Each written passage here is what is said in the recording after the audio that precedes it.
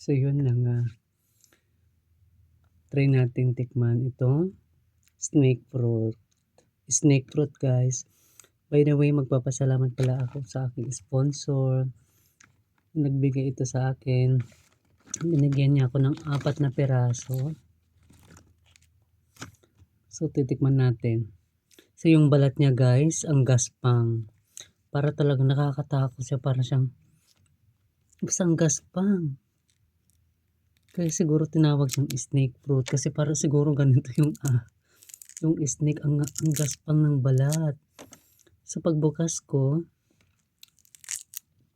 ito ang itsura niya guys.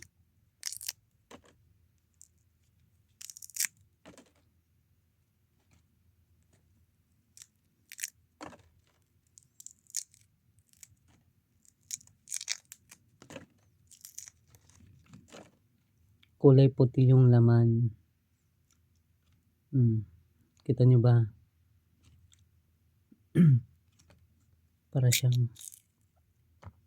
para siyang lansones kumbaga.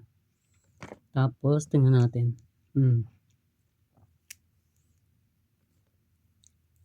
Yung laman niya medyo matigas-tigas. Tapos may buto siya.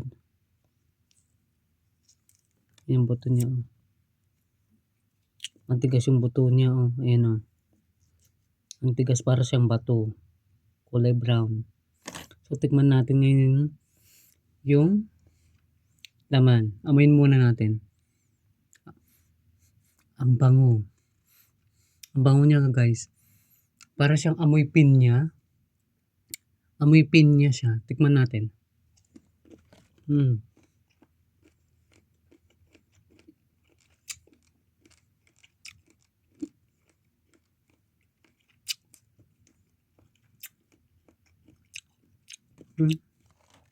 Ang lasa niya guys.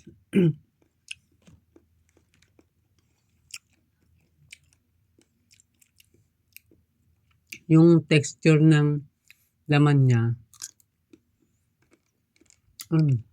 Parang mangga. Pero yung lasa niya, lasang pinya.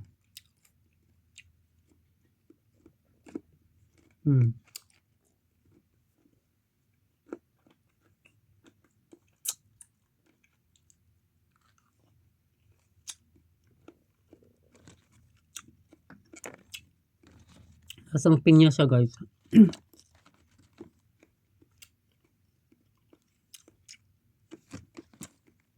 First time ko makatikim.